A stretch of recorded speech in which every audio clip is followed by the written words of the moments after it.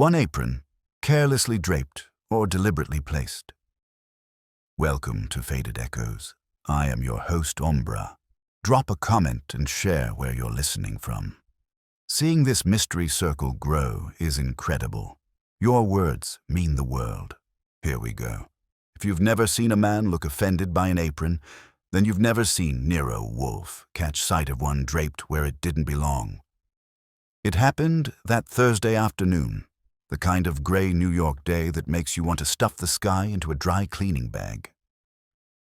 I just walked into the office carrying the mail when Wolfe's eyes, half closed and presumably occupied with ignoring the world, snapped open and fastened on the chair across from his desk. The chair wasn't the offender. It was the apron. A plain white kitchen apron, neatly folded over the armrest as if someone had mistaken our office for a diner's coat rack. It had no business there. In Wolfe's brownstone, things either belonged in their place or they didn't belong at all, and nothing, not even a piece of cotton with pockets, escaped Wolfe's jurisdiction over order. I opened my mouth to explain that I had nothing to do with it. Never wear aprons myself. Bad for the image. When the doorbell announced the culprit, I went out to the hall, and in walked a woman who had all the signs of being both nervous and determined. Quick steps, shoulders set forward like a battleship, and eyes that scanned the place as if expecting resistance. She was holding her coat instead of wearing it, which told me she had made up her mind before I answered the door. A client type. She brushed past with only the faintest apology and made for the office. I didn't bother to stop her, because Wolfe doesn't like clients being frisked at the door unless they're carrying pistols or parrots. "Mr. Wolfe," she said, standing before the desk. "I left my apron on that chair." She hesitated. I couldn't bring myself to sit down wearing it. Now, a woman explaining her apron placement is not the sort of case material we put in the files. Usually that's the preamble before she admits to murder, fraud, or being married to 3 men simultaneously. Wolfe raised his brows, which is about as expressive as he gets in front of strangers. "You are," Wolfe said, his voice thick and deliberate. "A cook." She nodded quickly. "Yes. My name is Hester Vance. I'm sous chef at the Willow and Thyme on Madison, and I need your help, Mr. Wolfe. Someone is trying to destroy me." I took her coat and hung it while Wolfe scowled at the apron. He doesn't like restaurants. Competition for Fritz, our live-in chef. But he likes sabotage even less. "Destroy you," Wolfe repeated. "You're alive and standing." Elaborate. That cracked her composure. She sank into the chair, twisting her fingers like linguine. "It isn't my life. It's my career. Yesterday, my head chef accused me of leaking our recipes. He says he found one of our signature sauces, almost word for word, in a rival's menu. He believes I gave it away." She glanced at the apron as if it might corroborate her. "I didn't, but I can't prove it." Wolfe made a sound that could have been mistaken for sympathy if you didn't know him. "Recipes," he said, "are not intellectual property in the law's eyes. Anyone with sufficient palate may reconstruct them." Her chin jerked up, but this wasn't reconstruction. "Someone stole it, copied from our kitchen notes. And now it looks like I'm the traitor. Mr. Wolfe, if I'm dismissed, no reputable restaurant will hire me again." She wasn't wrong. Culinary circles in New York have tongues longer than their menus. A whisper could salt her entire future. "Why us?" Wolfe asked. He shifted in his chair, which for him counts as a full-body exercise. "Because," she said firmly, "I heard you despise the theft of ideas. And I thought, if anyone could find out who really took them, it would be you. I can pay, but not much." She gestured toward the apron. "That's my proof. I left the kitchen in such a hurry, I forgot it. I found it this morning hanging in my locker, except it wasn't my apron. The pockets had been slit. Something had been hidden in it, or taken from it. I don't know which. I brought it here because I can't bring it back there." Now that perked me up. Sabotage by Apron was new, even for us. Wolfe studied the garment, lips pressed into a sour line. "Archie," he said, "bring it." I delivered the thing like it was evidence in court. Wolfe didn't touch it, just peered at the seams. "Clumsy work. Knife too sharp, intent obvious. Miss Vance, you're certain this is not yours?" "Yes. The ties are shorter, and the pocket stitching, I'd never leave it so uneven." So we had an apron that wasn't hers, a recipe that walked across the street, and a kitchen full of suspects who thought she was a thief. I had to admit, it had the aroma of a case Wolfe wouldn't refuse, not because of sympathy for her, but because sabotage in the culinary domain touched his personal religion. "I will consider it," Wolfe said at last. "Meanwhile, you will provide Mr. Goodwin with names, roles, and access." "He will sniff." She brightened. "You mean you'll take it?" "I mean," Wolfe corrected, "I will permit inquiry. Whether I take it depends on what Mr. Goodwin finds." "Archie," he turned his head toward me, "which is the Wolfe equivalent of a military order." "Yeah," I said, "I'll sniff." And that's how I got saddled with an apron as Exhibit A, and the uneasy feeling that someone was about to use a kitchen knife for something less noble than chopping onions. I got her to the red chair and a pencil and let her talk while Wolfe watched the apron as if it had proposed marriage to a table leg. Names came out crisp once she'd decided lying would be harder work. Head chef, Marco D'Angelo. Genius with a scorched temper and a habit of saying, "my kitchen," like the Pope says, "my church." Owner, Lila Peretz, former brand consultant, with a smile you could eat with a spoon and a budget you couldn't. Pastry, Tomoko Sato, precise enough to stack sugar crystals and quiet enough to get away with it. Line cook, Kenny Rusk, fast hands, faster debts. Vendor, Victor Carras, spice broker who turned up with rare things and never left empty-handed. Rival across the avenue, Maison Audron. Their opening night menu had printed a shallot verjuice glaze over guinea hen that, down to the miserly pinch of Sumatran cinnamon, mirrored Willow and Thyme's new tasting menu sauce debuting this Friday. "How many have keys to the recipe drawer?" I asked. "3, she said.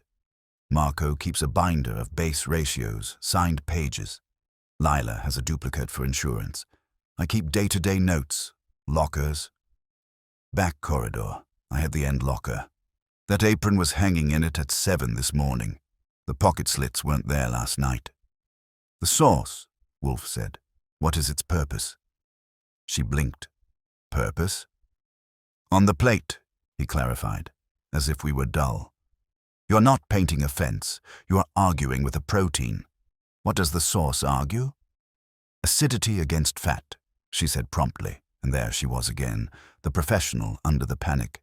"The hen is finished with brown butter, the glaze cuts it. Verjuice, shallot, green peppercorn, preserved lemon. The cinnamon is ground to dust, just enough to drag the finish. It's ours." Wolfe nodded once, satisfied that she spoke his language. Satisfied is generous. He moved one eyebrow, which in this house is a brass band. He opened his mouth to set terms when the bell rang again, hard enough to threaten the wiring. I went. In the hall were 2 people who hadn't come to admire the orchids. Lila Peretz wore winter white, and the expression of a woman who had once tamed focus groups and intended to tame us. Beside her, Marco D'Angelo gave off heat you could grill over. Someone had tipped them that their sous chef had brought her apron to 35th Street. "We won't be long," Lila announced, crossing the threshold like a marching band. "Mr. Wolfe, we need you not to do this." "Do what?" I said. "Look at an apron?" Marco's eyes went to Hester and then to the chair where her garment was draped. He pointed at it with 2 fingers like a curse. "She walked out with kitchen property." "She's guilty twice." Wolfe didn't answer. He doesn't perform for interruptions. He punishes them. He rotated his head to face them the way a cannon rotates. Slowly, with purpose. You have entered my house without an appointment and begun to bark. Sit. If you cannot sit, go. They sat, because even temper is trainable when confronted with geometry. Wolfe's desk and those red chairs have cured more noise than marriage counseling. I stood against the file cabinet and tried not to think about how Fritz, hearing Apron, would be itching to disinfect the atmosphere. We didn't have to wait long for Fritz. He arrived from the kitchen to deposit a tray and a glare. The tray held beer for Wolfe and coffee for the rest. The glare was for anybody who didn't respect linen. Lila recovered first. We respect your reputation, Mr. Wolfe. But this is a private matter. It should not be sensationalized.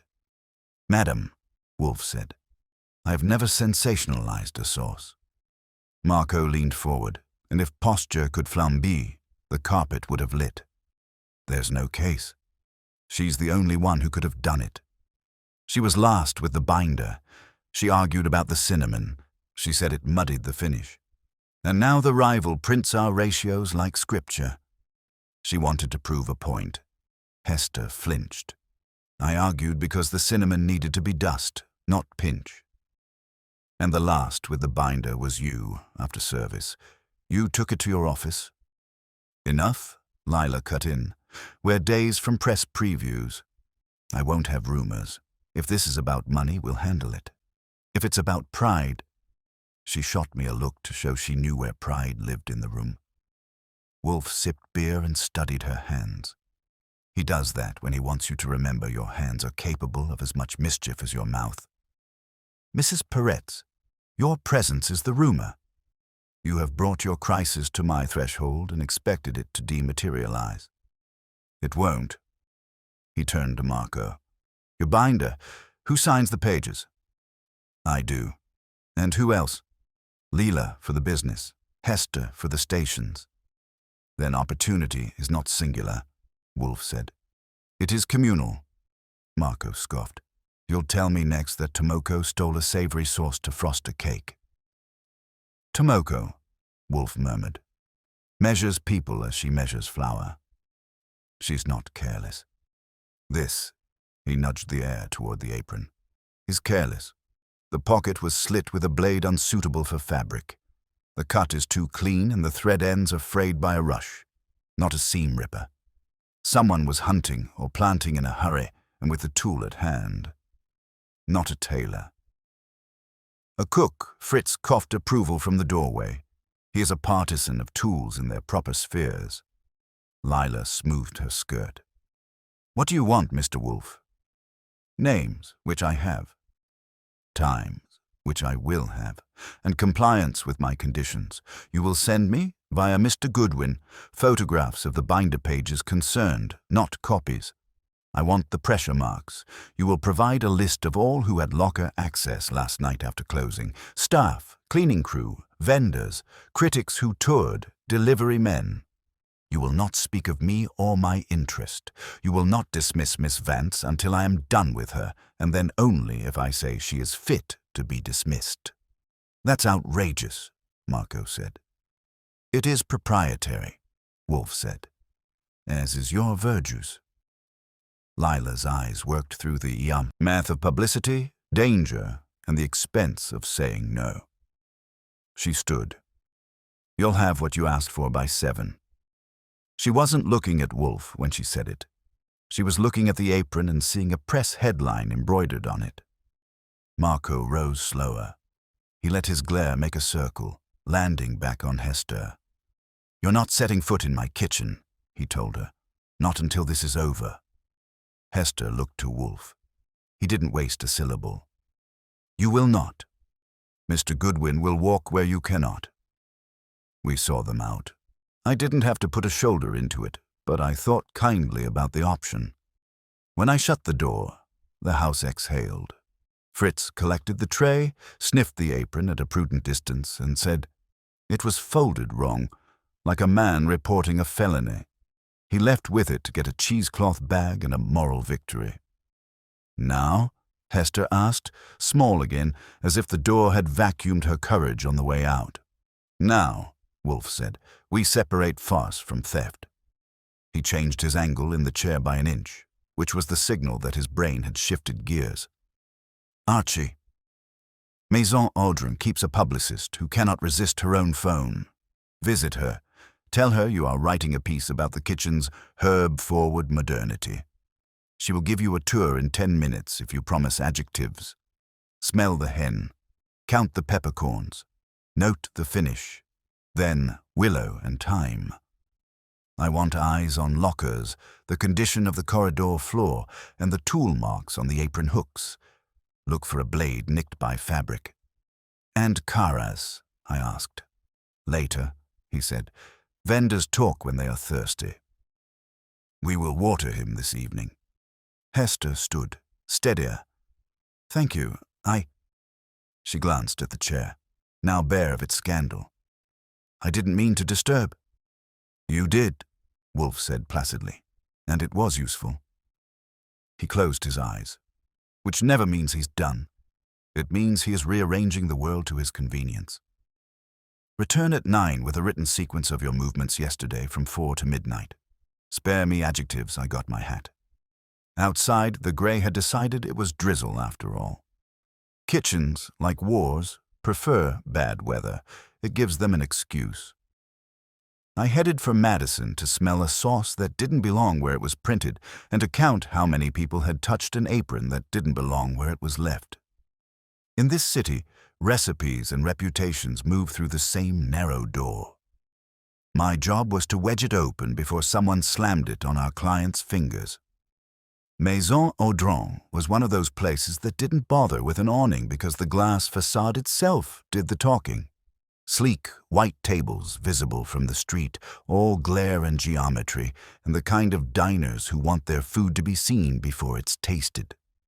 I walked in under the name of a writer for a glossy that never existed, and the hostess's eyebrows did what they always do when someone says profile and culinary direction in the same sentence. They melted into a smile. 10 minutes later, I had a tour of their spotless kitchen from a woman named Clarice, who wore a headset as if she were directing an opera. She let me sniff the hen glaze simmering in a copper pan, and I'll give them this. It smelled like a fight won. Sharp verger's tang under butter, peppercorn just loud enough, and that whisper of cinnamon in the tail that wasn't accidental. If Hester had been telling tall tales, she was a novelist, but it was too exact. Down to the preserved lemon, which I saw diced on a cutting board like contraband. I leaned against a prep counter, making notes I'd never publish. Beautiful acidity balance, I said, doing my best to sound like a man who tasted with adjectives instead of taste buds. How did your chef arrive at it? Clarice beamed. It is his gift. Chef Audran draws inspiration from nowhere but his palate. A genius. Of course, I said, scribbling stolen in my notebook. Before she could recite his resume, I asked if I could photograph the dish in final plating. She fluttered and promised a spot at tomorrow's preview dinner, adding, "We don't allow behind-the-scenes shots." Proprietary. The same word Wolfe had used, except Wolfe made it sound like a death sentence, and she made it sound like velvet ropes. I left them to their genius and crossed to willow and thyme, which was quieter, heavier. Inside, you could smell butter and sweat, the kind that means actual work. Marco wasn't there, but the locker corridor was. Hester had been right. The last locker on the end bore her nameplate, and on the hook above it was a faint nick.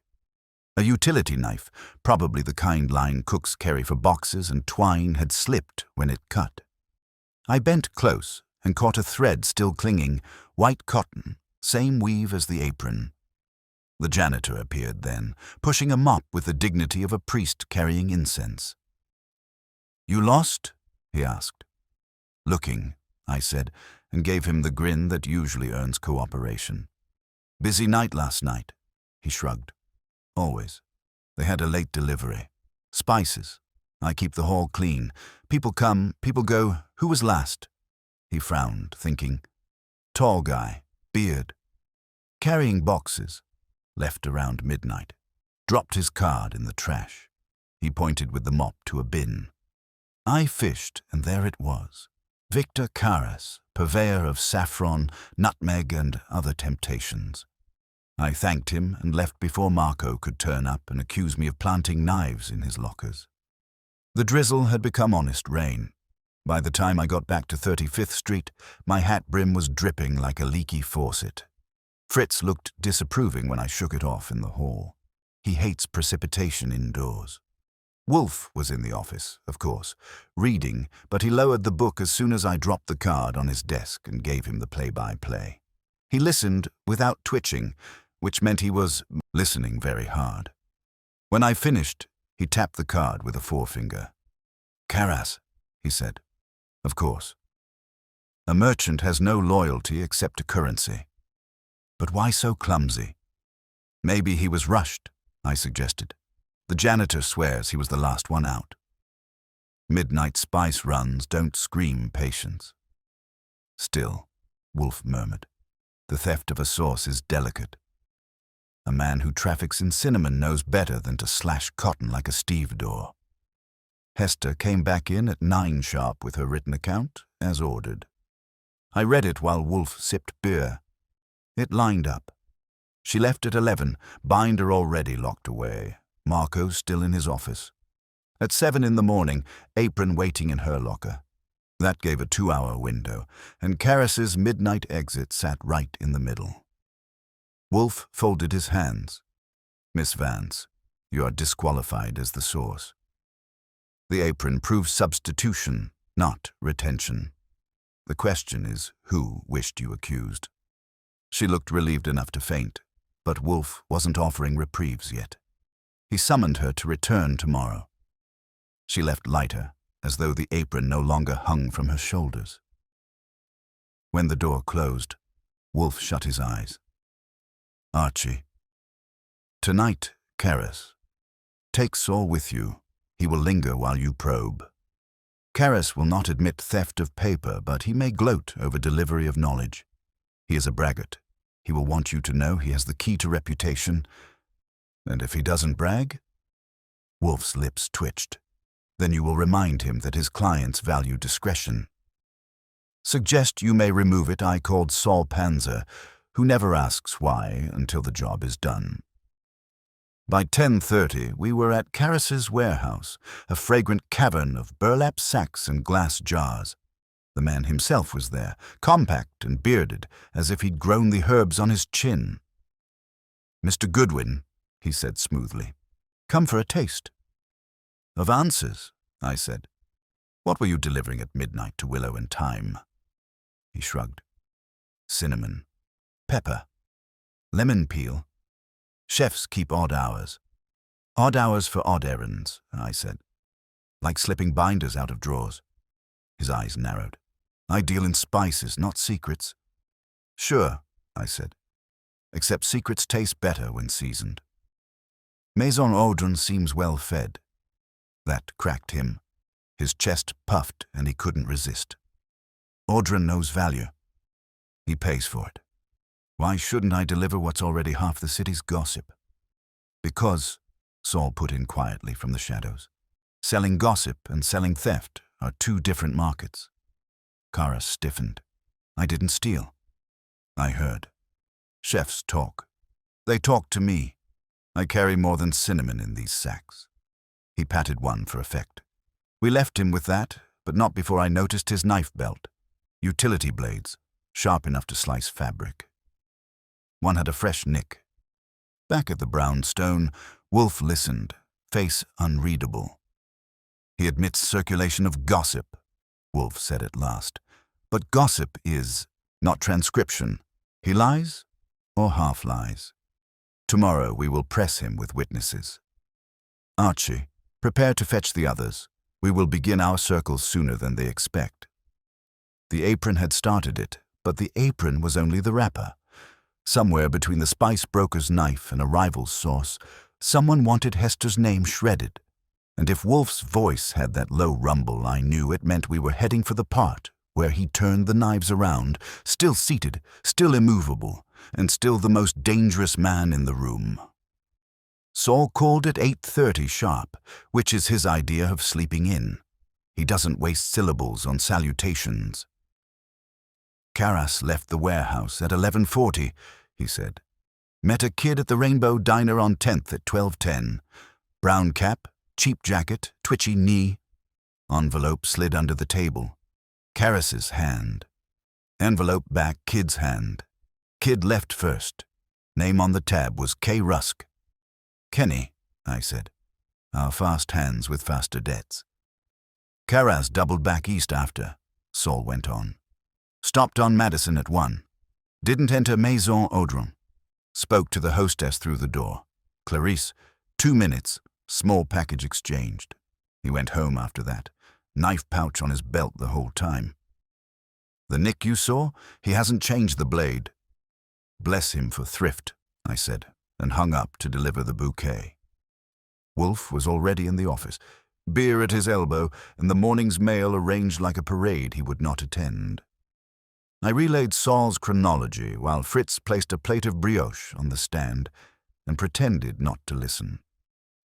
Wolfe's eyelids did the half-mast routine that means amusement in his species.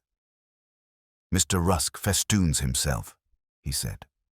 Debt is a garland that chafes. He bartered gossip for grace. Gossip isn't a recipe, I reminded him, but it lubricates the theft of one. He inclined his head, which in other men would be a nod. We will fix the lubricant and the thief to the same axle.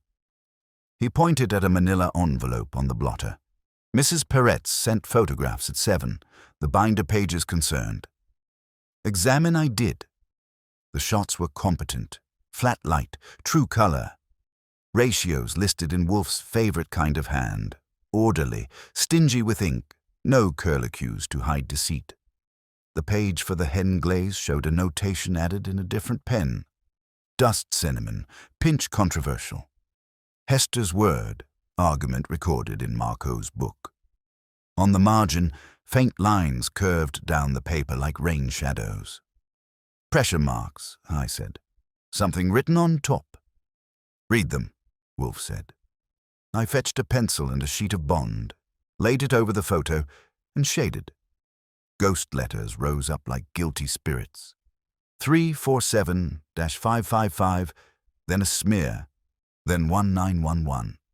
Under that, Fry lock, and a doodle of a rectangle with a diagonal slash, which could have been a drawer. Phone number with an appointment, I said. Friday lock. Romantics. Transactional, Wolfe corrected. Reverse it. I dialed. A woman at Maison Audron's front desk answered. Reservations. Sorry, I said. Wrong number, and hung up. I didn't have to tell Wolfe. He'd heard the acoustics through the wire. Marco writes on his own binder a number to a rival's reservations desk with a note about a lock, Wolfe said. Crude. Either he is complacent or he intends discovery. We must not admire him for either before I could decide whether to admire his nerve myself. The doorbell performed a solo. Fritz returned with an expression you could shave with. A messenger, he announced, and produced a narrow box tied with twine. Left at the step. No signature. We don't open anonymous deliveries with our teeth at the brownstone. I cut the twine carefully and lifted the lid. Inside was an apron, white, clean, the kind you wouldn't be ashamed to let Fritz see. The pockets were intact, but a small card was pinned to the bib with a dressmaker's straight pin. The card read, in a slanted hand, "Return things to their place." Fritz took one look and said, "Impudence," which in his dialect is a felony. Wolfe didn't look at the card. He looked at the pin. "From a pastry station," he said. "Savory cooks prefer staples, paper clips, whatever's handy. This is chosen." He held out a hand. I passed the card on a sheet so he wouldn't touch it. He sniffed. Bitter almond. Benzaldehyde. Either someone had marzipan on their fingers, or someone wanted us to think so. Tomoko, I said. Or someone spelling her name with sugar. Wolfe's eyes climbed a millimeter. Mr. Goodwin, you offend me. Sugar is honest. Men are not. The trespass is instructive. They have addressed the apron, not Miss Vance. The symbol, not the person. He turned his head toward the hall. Fritz. Yes, sir. Was anything moved in the kitchen this morning? He hesitated, which for Fritz is the same as screaming. One jar, he said, shamefaced. Cinnamon, the Sumatran. It was 2 fingers to the left. 2 fingers, Wolfe repeated. What else? A grain of green peppercorn on the runner, Fritz muttered, and a smear of lemon oil on the pantry knob. I cleaned it. I regret this don't, Wolfe said. We have the fact. He looked at me. Our visitor is literal. He believes that threatening order is a language I will heed. He's right. Very well. We answer in a dialect he will understand. How? By removing his stage. He relies on kitchens. We will move this into an office. He touched the envelope of photos. At 11, call Mrs. Peretz. Tell her I require the physical binder. I will accept custody for 24 hours. If she refuses, tell her I'll take my other call first. Then ring Clarisse at Maison Audran and ask whether Chef would care to defend his originality in my office at 6 this evening against the accusation of being an epigone. Use that word, Lila will sprint, I said. Marco will combust. Good, Wolfe said placidly. Combustion clarifies. He sat back to let me work the phone. Lila did sprint in a vocal way. You'll have the binder within the hour, she said.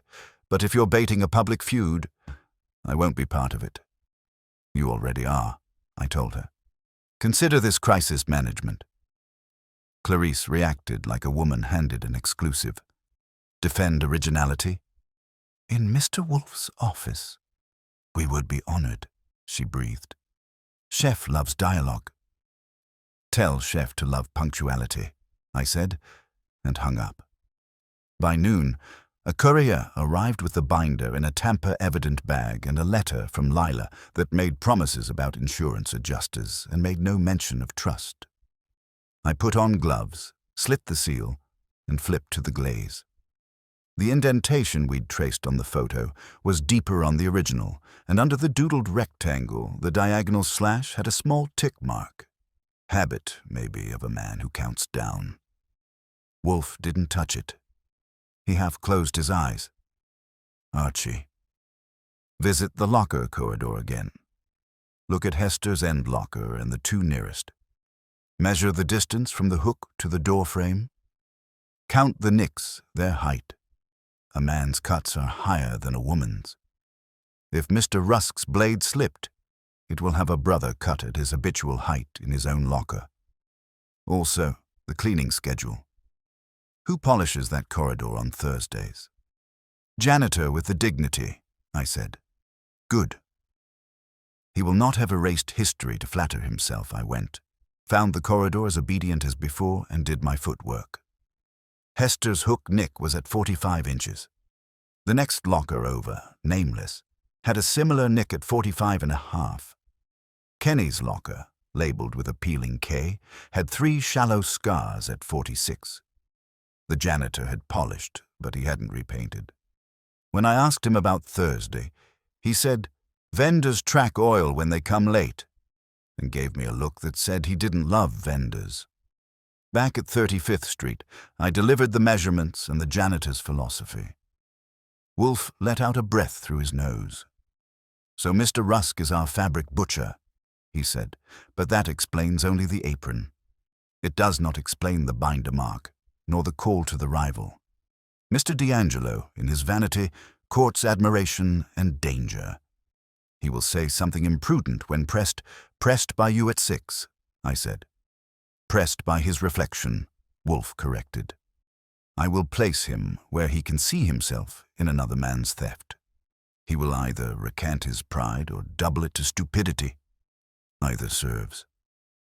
At 4:30, Saul phoned again, a ribbon on the package. Karas met the kid twice more this week. Same diner, same seat. And the second time, the kid never ate. He counted the sugar packets. "Sugar," I said, and looked at the anonymous apron with its pin. "They're trying to braid narratives." "Snip the braid," Wolfe said.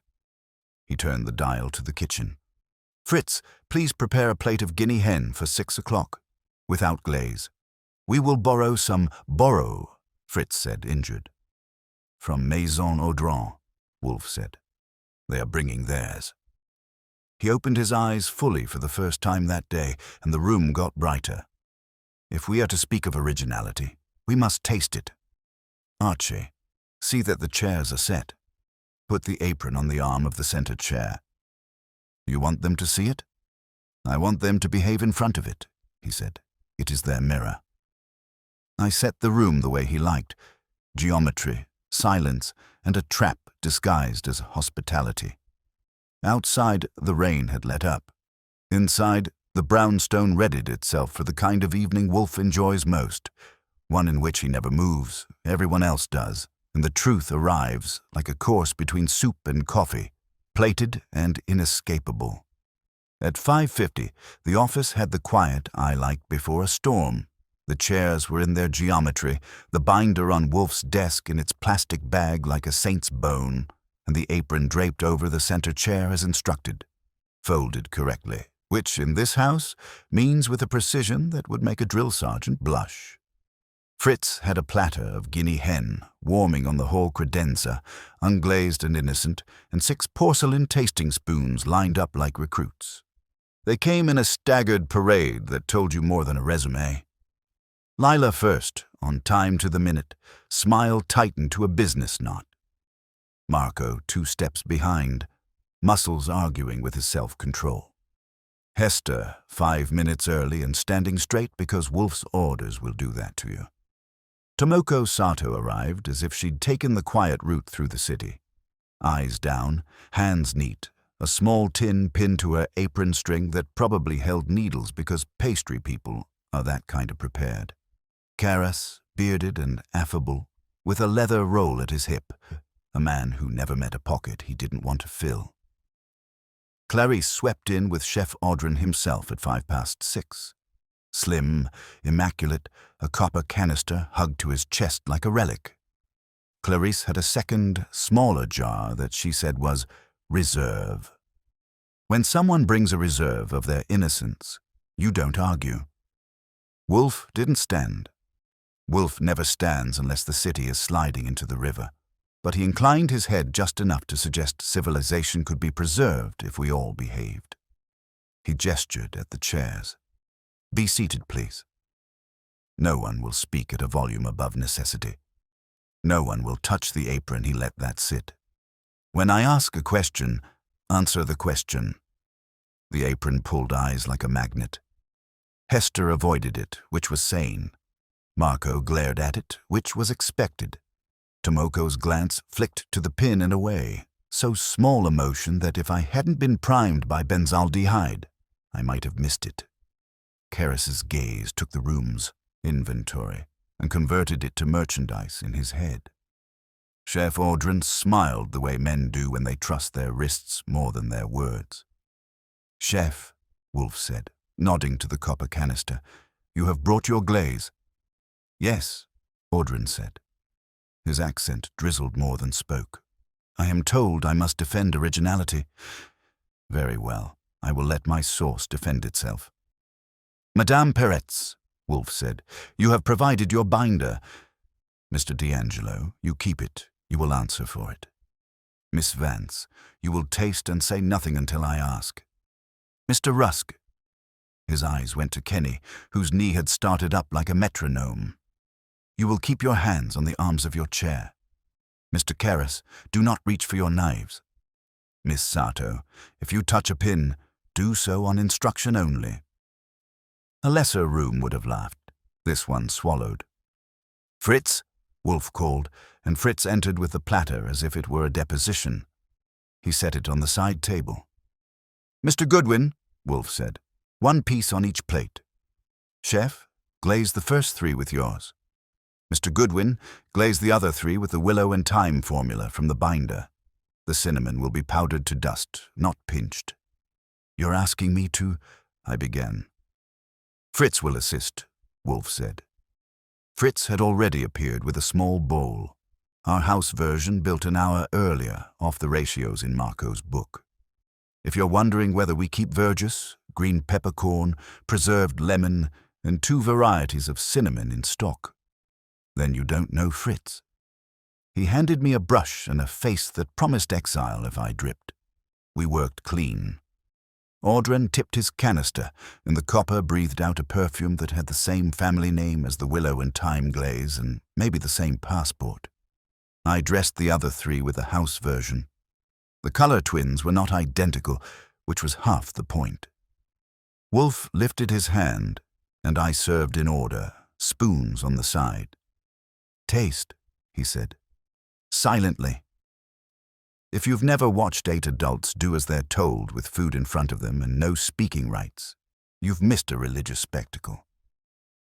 When the plates were bare, Wolfe opened his eyes the extra millimeter that stands in for a flourish. Chef, he said, which plates were yours? Audran didn't hesitate. The first 3. He smiled, pleased with his palate. They were not, Wolfe said. Not loud. He doesn't need loud. The word laid down a rug, and everybody decided whether to stand on it. You identified the pepper's front as your own, because your hand is generous with acidity at the start. But your cinnamon trails by a whisper longer. You prefer the sweetness of Sumatran's tail.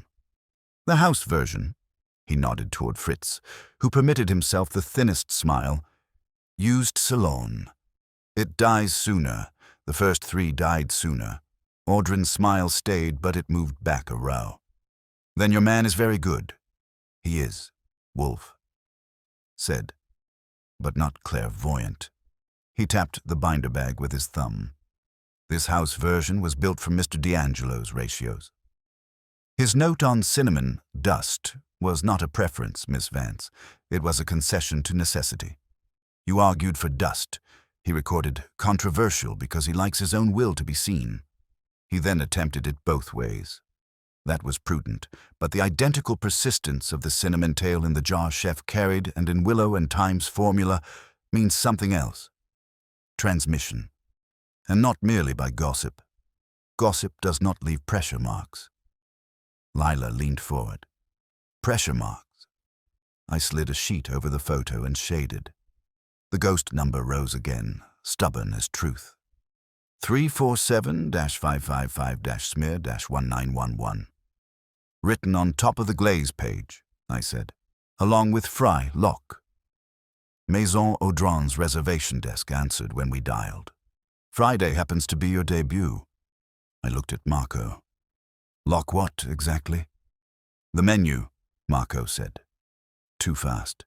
You lock a menu before preview. Then why write a rival's number over your ratio? Wolfe inquired, friendly as arsenic. You could have dialed it from memory. You could have noted it where it would not implicate your formula. Vanity, Mr. D'Angelo. You wanted to admire the symmetry, your ratios under their name. Sloppy men do not annotate in the margin. Vain men do. He turned his head. Mr. Rusk. Kenny's knee increased tempo. What? He said, not a question. You slit an apron pocket, Wolfe said. Several likely. You nicked the hook above Miss Vance's locker at 45 inches and your own at 46. You met Mr. Karras 3 times this week at the Rainbow Diner, and you exchanged envelopes. Money, probably, for what you could take and what you could overhear. You also brought him the romance of access. What time the binder lived, who carried it, when a corridor was empty. You used a utility blade. It carries a fresh nick. Kenny's mouth went hard. You got a lot of poetry for a man who never leaves his chair. Poetry, Wolfe said, is someone else's word for order, arranged as it ought to be. He turned to Karras. You, sir, trafficked information. You will say you sold gossip, not theft. But when that gossip is written in indentations on a specific page and delivered, and when the sauce that appears across the street carries not only the idea but the finish of a particular cinnamon, your market crosses a border. Karras lifted both palms. I didn't steal a thing. I don't go in drawers. I pass messages. Messages, Wolfe repeated. Mr. Goodwin. I placed the anonymous apron box on the table and lifted the lid so the card was visible. Return things to their place. Tomoko's eyes went to the pin again. No one breathed. Someone trespassed in my kitchen this morning, Wolfe said, conversational as a weather report. He or she moved a jar of Sumatran cinnamon by 2 fingers, dropped a green peppercorn, and smudged lemon oil on a pantry knob. He or she left me an admonition with a dressmaker's pin that smelled of bitter almond. Either a pastry cook left a signature or a cook staged one. I do not relish being used as a stage. He let it warm a second. Miss Sato, do you keep marzipan on your station in the morning? Her voice was so soft you had to lean. Not today, she said. We use almond paste in the afternoon for the tartlets. The smell lingers on wood, not metal. And your pins? In a tin, she said, touching it. At work. Of course, Wolfe said. So the pin was fetched from a sewing kit or carried by a person who wanted to suggest pastry. The message concerns place. Whose order is more neurotic, mine or Mr. D'Angelo's? That got Marco out of his chair by a half-inch. You're accusing me of breaking into your house. I'm accusing you, Wolfe said, of needing me to see that you are being imitated so that you might howl at a higher pitch. You have courted a feud. But you are not the only man who moves in symbolism. He slid his gaze to Clarice, then to Aldrin. Chef, did you acquire your glaze by pallet or by page? Aldrin's shoulders made a small, elegant shrug. Inspiration arrives in many forms. Does it arrive with phone numbers? I asked. Clarice opened her mouth, thought better, and closed it. Lila had gone still in the way of boards, considering settlements. Wolfe leaned an elbow an inch. Enough preliminaries. I will tell you what happened if you will do a small thing for me. Mr. Rusk, sit in the center chair. He pointed at the one bearing the apron.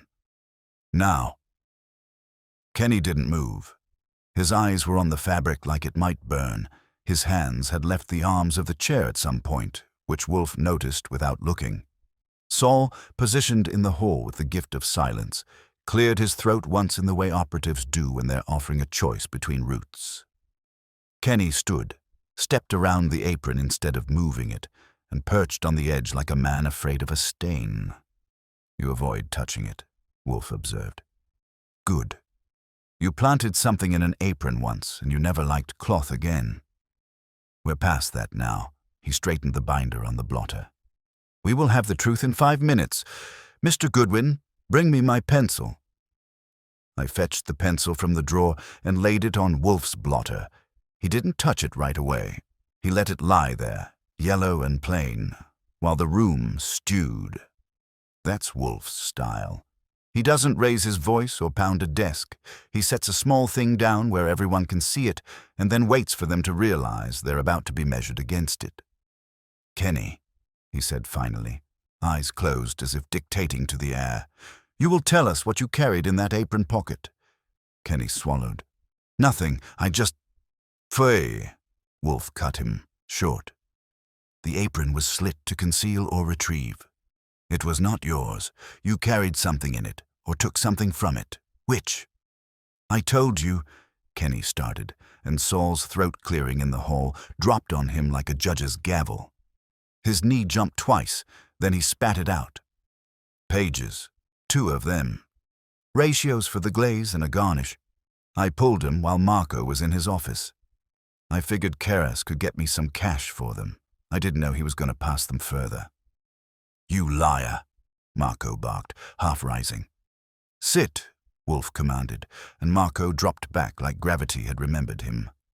Mr. Rusk, did you copy them or tear them out? Copy. I couldn't risk the binder showing holes. And how did you copy? By hand. Notebook. I wrote fast, then slipped the notes in the apron. Karas paid me at the diner, said he knew someone who'd find it useful. Indeed, Wolfe said, opening his eyes. And you believed he meant collectors of recipe curios? Kenny's jaw tightened. I didn't think that far. I needed the money. Of course, Wolfe murmured. He swiveled his gaze to Karas. You trafficked Mr. Rusk's notes. You will say again you sold gossip. Not theft. But gossip does not arrive handwritten on diner stationery. It does not carry cinnamon ratios with dust versus pinch. And yet Chef Audrin brought a sauce whose finish reveals precisely that ratio, the Ceylon tale. So, either you delivered the notes, or you delivered Mr. D'Angelo's binder itself. Which? Karas's beard twitched with a grin that wasn't one. You can't prove which. Wrong, Wolfe said. He tapped the binder's margin. These pressure marks prove the binder itself traveled. The doodle, the phone number, the word lock. These were imprinted by your pen, Mr. D'Angelo. Mr. Rusk could not reproduce what he had not seen. The binder lay under your hand, not his. The air got thicker. Marco tried a laugh that came out like a cough. You're inventing shadows. I would never. Silence, Wolfe snapped, louder now, a hammer blow. Your vanity betrayed you. You dallied with the rival. You wanted their admiration. You gave them ratios with your own notes, then arranged for suspicion to fall on Miss Vance by planting an apron in her locker, slit and staged. You had Mr. Rusk play errand boy so that Karas could pass his gossip, muddying the trail, and you trespassed in my kitchen this morning with your childish message about place. Foolish. You thought to impress me with symbolism. You failed. You only confirmed your hand. Marco's face flushed red, but he didn't leap again. He just stared at the apron as if it had turned into a noose.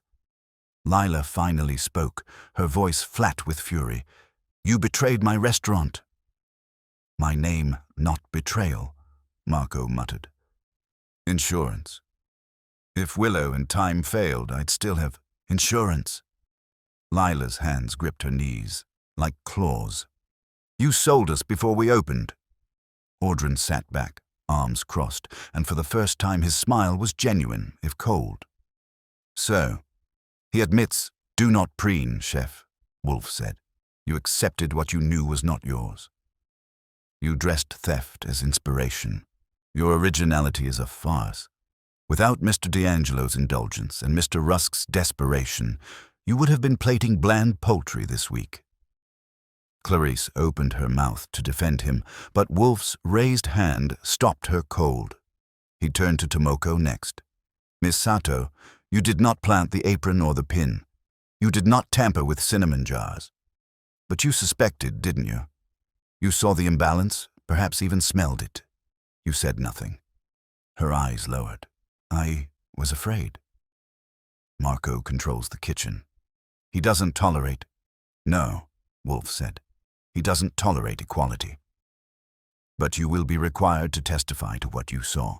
That will be your correction. He leaned back, satisfied, and delivered the conclusion with the kind of calm that makes people wish they had never met him. Here is the order of events. Mr. D'Angelo, infatuated with his own cleverness, courted Maison Audran. He gave them the binder, or pages thereof, marked with his hand.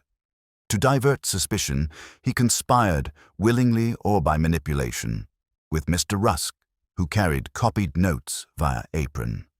Mr. Karas, greedy for coin, delivered them. Chef Audran incorporated them. Some Miss Vance, who had objected to the cinnamon, made the most convenient scapegoat. To seal her guilt, an apron not hers was placed in her locker, slit to show tampering, and when I began to inquire, Mr. D'Angelo violated my brownstone, leaving symbols he thought I would admire. That trespass is his worst blunder. The silence afterward could have hosted a banquet. Lila was the first to break it, rising to her feet with a composure sharpened by rage. Mr. Wolfe, I will take it from here. Marco, You're finished, and I don't mean suspended. I mean finished." Marco started to protest, but one glance at her face cut him off better than any blade. "Chef Audran," Wolfe said, "if you wish to persist in cooking your theft, do so elsewhere. Do not bring me invitations. I don't eat plagiarism." Audran inclined his head. "Your palate is sharp, Monsieur Wolfe, but customers eat results, not provenance." "They also eat scandal," I said, "and this one will be served hot." Clarice pulled at his sleeve, murmured something about leaving. They gathered their jars and left, their exit quiet but tight with humiliation. Karras went next, promising with his eyes that he'd deny everything but already tallying the cost. Tomoko followed silently, shoulders lighter now that the worst weight was off her. Hester stayed planted, stunned but vindicated. When the door finally closed behind the last of them, Wolfe let out a long sigh, as if exhaling the stench of incompetence. "Fritz," he called. "Dinner." Hester turned to him, words failing, and managed only, "Thank you." "Do not thank me," Wolfe said. "Thank order. It is the only principle that holds." I escorted her out a few minutes later, and when I came back, Wolfe was already reaching for his book as if the whole evening had been no more than a paragraph that needed correction. I knew better. For him, restoring balance was both the work and the indulgence. For me, it was one more reminder that in a city of cooks, thieves, and egos, Nero Wolfe would always have the last bite. Fritz served an omelette that could make a treaty, and Wolfe ate it as if civilization was something you maintain with tarragon. I took mine at the desk with the binder glowering at me from its plastic shroud. When you've just watched a roomful of adults step on their own shoelaces, supper goes down easy. After, Wolfe opened Montaigne, which he uses the way other men use bourbon, and I was thinking about calling it a day when the phone did it for me. It was Tomoko. She doesn't waste words either. "Mr. Goodwin?" "I'm sorry to call late. There is something I should have said earlier. I didn't because I was afraid fear has a short warranty," I told her. "What is it?" "The pin that was on your card. If it was mine, it would have a knurled head. The ones I use are from a Japanese kit. Very fine. That one was smooth American, from a box we keep in the office for chef's jackets. Marco keeps the key. He borrows them to pin menu notes. There will be a gap in the box." She breathed once. "Also, he asked me last week if bitter almond would cling if someone touched marzipan and then metal. He said he had read it." "Thank you, Miss Sato," I said. "You just added fragrance to a bouquet." I passed that to Wolfe, who didn't smile because he saves those for rainfall in the Sahara, but his eyebrows made an arrangement that would win a ribbon. "He cribs even his misdirection," he said. "Well."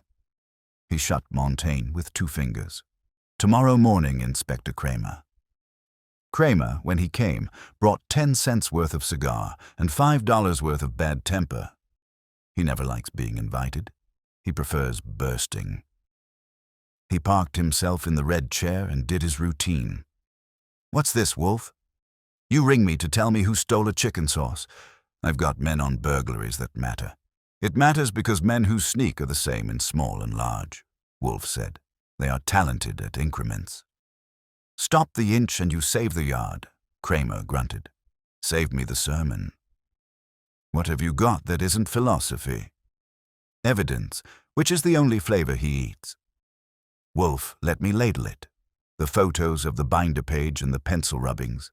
The diner tabs with Rusk's scribble, delivered courtesy of Saul, who collects paper like squirrels collect acorns. The janitor's statement on midnight deliveries. The Nick Heights in the locker corridor written in my neat block, letters. Tomoko's correction about pins. Karras under Saul's eye sliding envelopes to Kenny 3 nights running. Clarice's acceptance of a defense of originality in our office, which even Kramer allowed qualified as hubris with a return address. Kramer ground his teeth around the cigar. "You wrung all this while sitting on your bulk?" "I wrung it," Wolfe said, because I sat. Try it sometime. Kramer shot smoke in the general direction of Fritz's wallpaper, and Fritz appeared in the doorway as if smoke were a noise he could hear.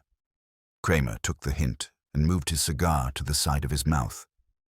All right. If I go to Peretz with this, does she file a complaint? She will, Wolfe said. Her anger will outrun her fear of publicity. She will want Mr. D'Angelo charged with criminal misappropriation and with breaking and entering for last night's imbecile foray here. Mr. Rusk will be useful to you. He wants to live long enough to pay one man and stiff 3 others. Mr. Keras will wriggle. See that you pin him with the envelopes.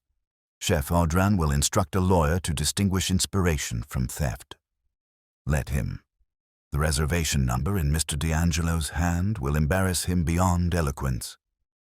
Kramer eyed the binder like it might bite him. You'll swear to this?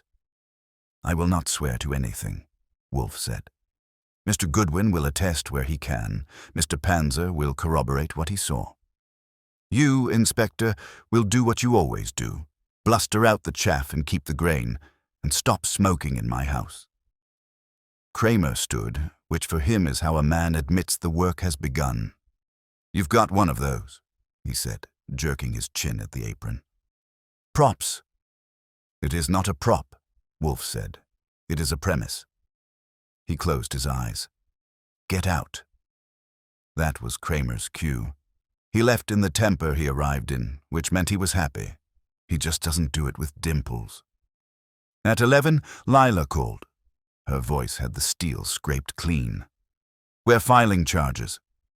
Kenny is suspended pending cooperation. Tomoko will act as interim head of station. Hester will act as head chef until I find whether that's a promotion or a purgatory. I'm sending a letter for your file. And, Mr. Wolfe, thank you. Do not thank me, he said, which is his version of, you're welcome. Pay me. She sent a courier with a check big enough to send Fritz to the market whistling and a small jar of preserved lemons with a note. For the dust, not the pinch. Fritz stood in the doorway and admired the jar as if it had proposed, and for one warm second I felt like the city might be forgivable. It didn't last, because Keras phoned at 3 to try one more song. We can be reasonable, he said. Your operative misread. I never entered any drawer. You never had to, I said. You were a river. Papers float. The problem with rivers is they remember where they've been. He hung up the way a man does when he notices he's the one on the hook. At 4, I took a walk. A case sticks to the brownstone walls after it's over, and the house likes a breeze. I went up Madison to Willow and Thyme and leaned on the host stand long enough to see Hester in whites where Marco had been, face set to that combination of terror and joy that comes when your future and your appetite have shaken hands. She caught my eye for a second. I gave her a salute with 2 fingers that meant we'd done our part. Now she had to do hers. She nodded once and turned to taste a sauce. If there was justice in the air, it smelled like lemon on butter. Back home, I found Wolfe with his book again and no sign that he'd ever left the chair. He doesn't need to leave to move the furniture of other people's lives. He looked up long enough to say, Inspector Kramer returned the binder. Its owner may retrieve it. Owner, I said. You mean the woman who paid for it, not the man who wrote in it. Ownership, he said, is merely order recognized by law. Tonight it has company. I poured myself a coffee and sat. The office had its balance back.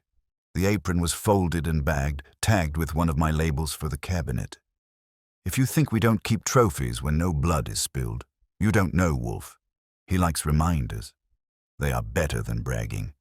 There was a little business left. You're going to let Marco's kitchen visit ride? I asked. We don't usually welcome burglars with hors d'oeuvres. I am not, he said. I have asked Mr. Kramer to add it to his bill. The lemon oil he handled is not the variety Fritz uses. It is a commercial grade with a phenolic taint. It left a ghost I can smell in memory, which you cannot.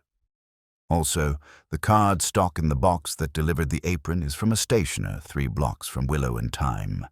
Cheap perforated edges. Mr. D'Angelo is lazy in his grandeur. Lazy got him charged, I said. He'll need a lawyer who likes the taste of ash.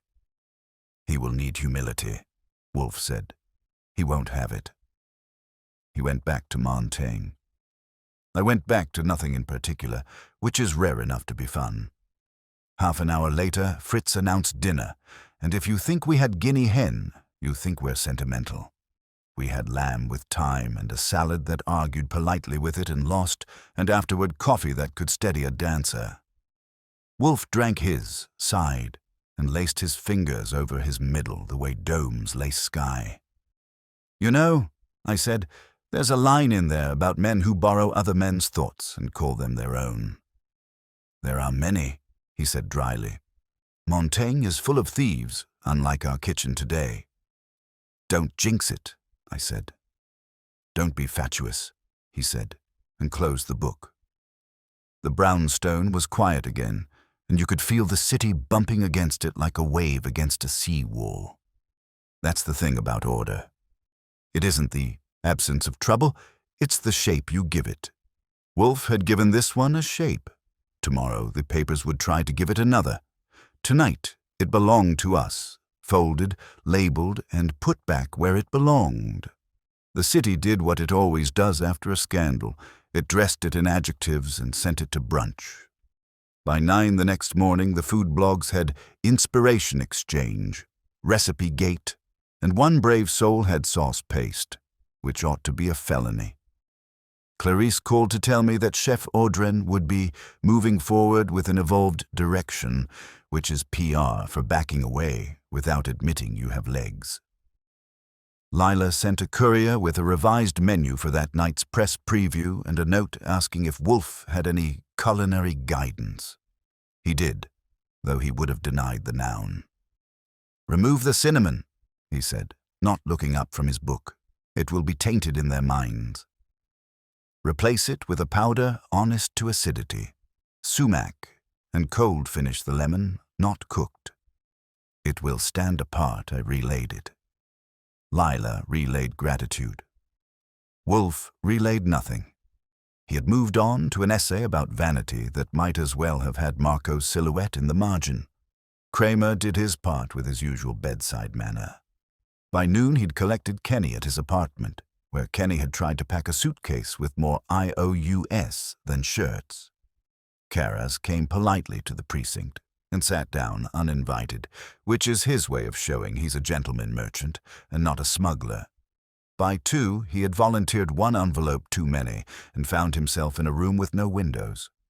Marco held out longest, which you'd expect, but the reservation number in his own hand and the pin box gap Tomoko described shortened his sermon. He didn't confess, he depreciated. Kramer likes it either way. He called me at 3 to growl that he'd start with misappropriation and play the rest by ear, and added, almost as a compliment, you and your fat friend did all the cooking. I just serve. At 5, I put on a suit that wouldn't embarrass a tasting menu and took a stroll past Willow and Thyme. The room had changed hands without changing a dress. Hester in the pass with a calm hand and an uncalm eye. Tomoko running a pastry station that looked like a geometry proof, and Lila doing the walk of the newly converted to contingency planning. The hen went out with sumac and a cold lemon finish, and if you think I don't know how to taste from 10 feet, you haven't met my nose. It was sharper and cleaner. It talked back to the butter like an equal instead of a supplicant. A critic whose head is a column of hair took a bite, sat back, and wrote as if adjectives were on fire. Hester saw me, didn't smile, but her shoulders changed by half an inch. You learn to read distance when you work for Wolfe. Back at the brownstone, Fritz had set a small plate for Wolfe with a ribbon of the same glaze, our version, the honest one. He sniffed it like you sniff an argument. You've already won, took a bite, then pushed the plate away with the gravity of a judge who has rendered sentence. He closed his book and addressed the ceiling. You went, he said. Like a man on a cultural exchange, I said. They served integrity with sides. It sold. Of course it sold, he said. Integrity is cheaper than theft. You don't have to hire lawyers. That will go in a needlepoint, I told him. We'll hang it over the desk. He allowed the ghost of a snort and reached for his beer. The phone rang again. This time it was Hester, voice steady because being busy can do more for your nerves than therapy. We kept the dish, she said. But it isn't the same dish. We renamed it. Verger's hen with cold lemon dust. Dust, I said. You'll make a theologian of him. She hesitated. I wanted to ask. May I come by? There's something I'd like to return. Wolfe doesn't like surprise guests unless they're truffles, but he nodded once. So I said yes. 20 minutes later, she stood in the office doorway with an object that seemed determined to be immoral. A fresh white apron, clean, folded properly, with no slits and no messages. She held it like a person holds a hat in a church. It's mine, she said. The actual one I forgot that night. I found it under a stack of linens today. I thought, if it's all right, I'd like to leave this here for a day. Why? Wolfe asked, which is a request for a thesis. Because I want the memory of it where it did the least damage, she said.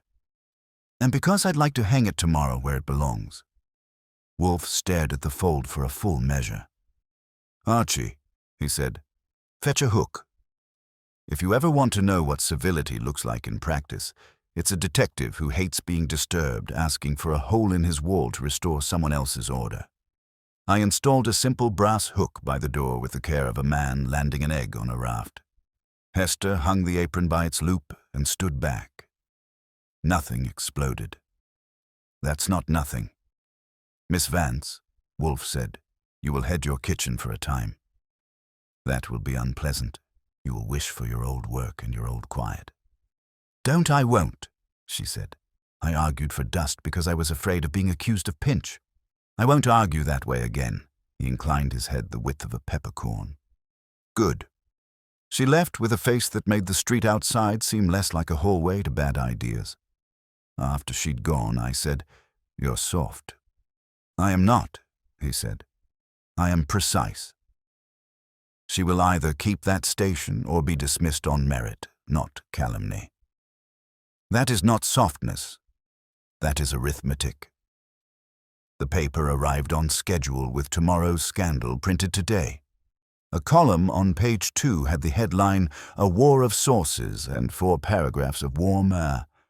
The last one quoted sources close to the investigation as saying that a private citizen with strong opinions about order had assisted Wolfe read it, grunted, and folded the paper into a shape so neat it could have passed inspection at West Point. You will observe, he said, that anonymity improves my reputation. Should I send a thank you note to the anonymous private citizen? I asked. Send one to order, he said, if you can find an address. He eyed the hook, the apron, the desk. Fritz, he called, dinner. If you're waiting for a final curtain line with symbols, you haven't been paying attention. Wolfe doesn't do symbols. He does composition. We ate a soup that had the balance of a contract and a salad that forgave the soup's vigor. And after coffee, he let me find my chair and the click of the world settling. When I stood to switch off the lights, the apron by the door took a breath in the draught and said nothing. The chair where it had once sprawled indecently was bare and smug. Wolfe looked at it the way he had the first day and then didn't. That's growth for him. He had a final remark, because he always does. He flicked a crumb off the blotter and said, In the matter of men and sources, Archie, the difference between dust and pinch is the difference between restraint and theft. One refines, the other takes fine, I said. I'll put that on the needlepoint, too. Don't, he said, closing his eyes. You would center it badly. He folded his hands. The house breathed, and the city went on misplacing things. If they kept ending up in our office, I couldn't complain. The chair was clear, the apron was on its hook, and for the time being that was enough order to live on. The brownstone had settled into its post-case quiet, which means Wolfe was upstairs with the orchids, and I was at my desk pretending to reorganize case notes while actually letting my brain idle. The apron still hung from its hook by the door, white and well-behaved, like it had been trained. I'd almost forgotten it was there until the bell rang at 11 the next morning. It wasn't Kramer, which would have been too soon, and it wasn't Hester, which would have been too sentimental. It was Lila Peretz, wrapped in the kind of coat that costs 3 weeks of my salary, and a mood that suggested she hadn't slept. I showed her into the office, and she went to the chair she'd chosen on her first visit, lowering herself with the air of a woman ready for a verdict she didn't want to hear. "Mr. Goodwin," she said, "is he—" She stopped, then waved a hand toward the empty desk. "I don't want to disturb Mr. Wolfe if he's occupied. I came because—" She folded her gloves carefully, like a trick to keep her fingers steady. "Because you both ought to know what's happened since last night." I asked if she wanted coffee. She shook her head. "I've had 3. It didn't help." "Tell me anyway," I said. She took a breath. "Marco posted bail this morning. His lawyer had it arranged before dawn. He called 3 members of the board at Willow and Thyme to insist he'd been set up, that Hester and I conspired to ruin him and hand the restaurant to her." Her eyes lifted to mine, sharp and tired. "I don't believe him." "But the board is nervous. They're worried about publicity. Some of them are tempted to reinstate him until a court decides. That was exactly the kind of idiocy I've seen in every boardroom from banking to breadsticks. People who think reputation is saved by throwing it back in the fire. He won't be reinstated," Wolfe said from the doorway. He hadn't been summoned, but he had descended, silent as upholstery, and now lowered himself into the chair behind his desk. "No board, however venal, will risk its purse on a man whose vanity has already emptied it. He will bluster, and then he will be quiet." Lila turned toward him like a compass needle. "You sound certain." "I am," he said. "The evidence is sufficient, the inspector irascible, and your patrons already salivating over scandal. To restore him would be to poison your own custom. No board dares that she pressed her gloves tighter. Even so, the rumors are alive. He has friends, reporters. I need stability, Mr. Wolfe. If there's anything else you can give me, anything more conclusive?" "There is no more," Wolfe said flatly. "Conclusive is not infinite. We discovered what was there. You must carry it. If you are weak, you will lose. If you are firm, you will not." That was Wolfe's way of handing her the bill along with the advice. She nodded once, rose, thanked him in a voice that wasn't thanks, and left. The door clicked behind her with the sound of a boardroom voting. When she was gone, I said, "You didn't tell her about the pin box or Tomoko's late confession." "She didn't need it," Wolfe said. "She came to borrow strength, not details." I gave her the one she could carry. The apron on the hook fluttered in a draft, as if agreeing. I didn't say so out loud, because I like being employed. The day should have ended there, neat and squared. But New York hates neat. At 5:30, Saul called from a payphone. "Marco's at it again," he said. I tailed him from the lawyer's office. He met Karas in a cafe in the village. No papers this time, but a long talk. Marco's agitated. Karas calm. Looked like a man with leverage that was worth passing upstairs. Wolfe listened, fingers steepled, eyes closed. Good. They will tangle each other and leave no room for others to be accused. Kramer will be pleased. Inform him. Won't that give Karas a bargain chip? I asked. It will, Wolfe said, but only briefly. Karas trades in ephemera. The inspector trades in confinement. He gestured to the phone. Call him. I did, and Kramer's grunt on the other end carried the satisfaction of a man whose cigar had just drawn well. They'll trip each other, he said. I'll set the watch. Good work. He hung up without wasting words on thanks. By 7, the brownstone was back to normal. Fritz laid the table. The smell of veal and onions reached into the office like an arm pulling us toward the dining room. Wolfe finished his beer, shut Montaigne, and let out the long sigh that means a case is over, whether the city knows it or not. I stood by the door a minute, watching the apron. Hester would be back for it tomorrow, and the hook would be bare again. But for now, it hung there like proof that things misplaced can be put back, and things stolen can be named. Wolfe followed my gaze, then flicked it away. "Archie," he said, "don't sentimentalize linen. It will betray you." "Sure," I said. "I'll stick to people." "They never do." He gave me a glare, sharp enough to slice onions without a knife. Then he pushed himself up, heavy and deliberate, and headed for dinner. The case of the apron draped over the chair had folded itself. Outside, the city would keep rearranging its jars, spilling peppercorns and smearing lemon oil. Inside, the brownstone had its order again. That was enough, until the next knock at the door. Kramer called at 9, which is early for him unless he's got something he enjoys. The tone said he did. "Your maestro tried to buy himself an encore," he growled. "D'Angelo met Karras again this morning. We had it covered. He wanted the spice man to adjust recollections. Karras was willing at a price. We pinched them mid-negotiation. I'll start with misappropriation, conspiracy, and criminal trespass. Your pantry perfume helped there. Rusk will deal if his mouth stays ahead of his debts. That satisfy your sense of order?" "It soothes it," I said. "Wolfe will pretend indifference." "He'll do it well," Kramer said, and hung up, sounding like a man whose cigar had finally behaved. When I relayed it, Wolfe didn't twitch. He was back from the orchids and filling his chair like a well-aimed boulder. "Men who cheat in kitchens will cheat in courts," he said. "Inspector Kramer has provided them a smaller kitchen." He returned to his book, which was his way of putting the lid on the pot. By 11, Hester arrived to reclaim the apron. She didn't touch it right away. She stood in the doorway and studied it like a photograph of someone who used to worry her. Wolfe gestured, minimal. She lifted it from the hook and folded it on her arm. "Properly, you could have bounced a quarter." "I never thought I'd be grateful to a piece of cloth," she said. "But there it is."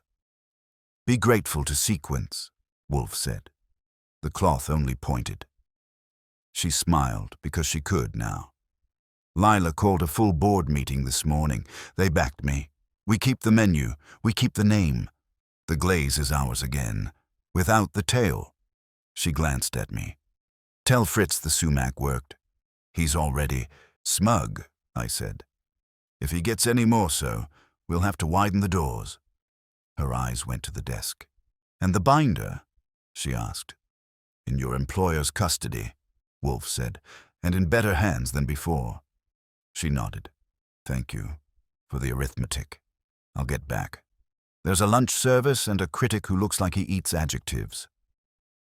She left us with a room that had the decency to feel finished. I was halfway to my chair when the bell rang again. This time it was Karras's clerk, a narrow man with an envelope and a conscience he could hide behind it. "For Mr. Goodwin," he said, and vaporized. Inside were 3 diner receipts and a note in Karras's hand. For what, I forget. Saul had already furnished us copies of the tabs. These were the originals. Karras was a merchant to the last. When the rates change, he sells to the new buyer. I put them on the blotter. Wolfe eyed them like a man spies a fly after dessert. "He's learned the difference between gossip and evidence," he muttered, "at an inconvenient hour, but learned." At 2, Clarice phoned with a voice that could have wallpapered a loft. "Chef Audrin wishes Mr. Wolfe to know we will be removing the hen glaze from our menu for the time being. We are pivoting toward a truffle reduction. Pivoting," I repeated, careful not to sprain anything. "He is also, how do you say, reflecting," she added. "Tell him to reflect near a mirror," I said, and hung up before she could invite us to a dialogue series. A courier from Lila arrived just after, bearing a document with the kind of signatures that reassure banks. A board resolution naming Hester interim head chef through the season. Below it, in Lila's hand, a line. Dust, not pinch. I set it by the case file and let the symmetry sit there and glow. The afternoon thinned out. Fritz brought beer. The sunlight made cautious squares on the rug. Wolfe closed his book and addressed no one in particular. "Archie," he said, "you will note 3 varieties of vanity in this matter." "Only 3. You're getting lenient. First," he said, a finger rising, "the vanity that sells. Mr. Rusk's hunger to be clever in debt. Second, the vanity that buys. Mr. D'Angelo's itch to watch his reflection in another man's window. Third, the vanity that curates. Chef Audran's belief that inspiration is what the palate calls theft when it is too cowardly to say so. Each imagined himself exempt from order. Each found he was not add a footnote, I said. The vanity that writes about it afterward. You, he said without malice, are paid to be legible. We might have let it taper there, but cases, like soups, like to put up one more bubble. At 4, Tomoko called. Not afraid this time, simply precise. "A man came to the back door asking for Kenny," she said. "I told him Kenny didn't work here anymore." He was carrying a box of pins. He left when I said I would call the police. "Describe him," I said. "Brown cap, cheap jacket, twitchy knee," she said, "but younger. Rusk's debt's cousin," I told Wolfe when I hung up. "The invoices are still collecting themselves, even if Kenny isn't around to feed them." "Mr. Rusk's correction will be long," Wolfe said. "It may even be salutary. Or it may not. That is not our portion. I took the liberty of calling Kramer to pass the sighting. He grunted that he'd post a beat cop by the alley. "We'll keep vultures off the carcass," he said. "You two keep writing your sonnets." Around 5, I wandered past Willow and Time again. Don't look at me like that. A man has to verify that his small victories cook as well as they read. Through the window I saw Hester at the pass, Tomoko piping a lemon cream that had nothing to do with guilt, and Lila doing the math on a reservation sheet with her jaw set in a way I trusted more now. The hen went out with its sumac spine. Forks came back empty. I moved on before anyone could accuse me of sentiment. Back in the office, the hook was bare, which suited the chair. Fritz announced dinner, and we went to it. Veal kidneys in mustard, sautéed spinach, a potato fried in duck fat that could have apologized for an entire week. Over coffee, Wolfe's eyelids dropped to their contented angle. "You've been waiting to say something," I told him. "I have," he said. He extended a forefinger, admiring its calm. "Mr. Goodwin, men proclaim that appetite tempts them to corruption. Phooey. Appetite is honest. It asks directly. Vanity corrupts. It lies and calls itself refinement. In sources and in souls, dust restrains, pinch indulges. If we must sin, let us sin by hunger. It is at least candid." "Fine," I said. "Now say it in a way I can embroider on a pillow." "Don't," he said, but there was a glint that meant he'd already embroidered it somewhere inside his skull. He leaned back. "We have restored one small shelf to order. Tomorrow someone will shake it again. When he does, bring me his apron." "Only if he left it on the chair," I said. "Only," he agreed, and closed his eyes as if the city had finally decided to keep quiet for a page or 2. Outside, traffic argued. Inside, the brownstone took a long, even breath. The hook by the door waited for its next lesson, and if you think that isn't how justice looks some days, brass, linen, a chair saved from indignity, then you haven't been in this room when Nero Wolfe decides that dust is enough and pinch is too much. The next morning was one of those bright, thin New York mornings where the sun makes a promise it doesn't intend to keep. Wolfe was in the plant rooms, already at peace with orchids that never argued about cinnamon or contracts, and I had the office to myself with the paper. The columnists had moved on. The sauce scandal was yesterday's amuse-bouche. Today's headlines were about politics, crime uptown, and a society wedding that had run out of champagne. Our case was already turning into background noise, which is how Wolfe likes it. Hester stopped by just before noon, dressed in whites that made her look taller. She held the apron again, not as burden, but as trophy. "I've decided to keep it," she said, folding it with care, not because of what it meant then, but because of what it means now. It's not proof of guilt anymore. It's proof of surviving guilt. She gave me a look that was steadier than any she'd worn before. "Tell Mr. Wolfe the kitchen belongs to order again. Even if I have to fight for it every day, I passed the message upstairs," and Wolfe, with a magnifier balanced on his nose, only muttered, "She understands." Good, it was his benediction, and for Hester it would serve. By evening, Kramer called to close the ledger. Marco had been charged formally, his lawyer chewing nails while the board at Willow and Thyme cut ties. Karras had pled to lesser counts, but would spend time away from his spices, and Kenny, shaking like a man who'd found out debts aren't always collected in dollars, had agreed to testify. The city would keep eating, the critics would keep inventing synonyms for velvety, and the law would grind on without Wolfe leaving his chair. We sat down to dinner. Pheasant this time, with a glaze that Fritz had built from sumac and verjuice, sharp and clean, without a trace of cinnamon. Wolfe tasted it with the solemnity of a verdict, set his fork down, and said, "Better. Simpler." A dish without vanity, I raised my glass. To dust, not pinch.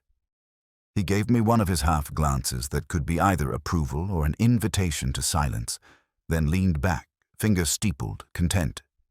"Archie," he said, "human folly is seasoning. Too much, and it poisons. Enough, and it amuses." That was as close to philosophy as he was going to get while Fritz was still in earshot. I let it stand. The brownstone was quiet, the chair was unoccupied by any trespassing apron, and the hook by the door hung empty, waiting for the next lesson. Outside, the city boiled with its usual appetites. Inside, Nero Wolfe had his dinner, his beer, and his order restored. And me, I had the comfort of knowing that when the next apron or glove or spoon tried to rewrite the rules, Wolfe would be ready to correct it, one calm word at a time. That's how it ends with him. Not with noise, but with balance. And if you think balance is dull, you've never seen what happens before he restores it, before he restores it, before he restores it, before he restores it, before he restores it, before he restores it, before he restores it, before he restores it, before he restores it, before he restores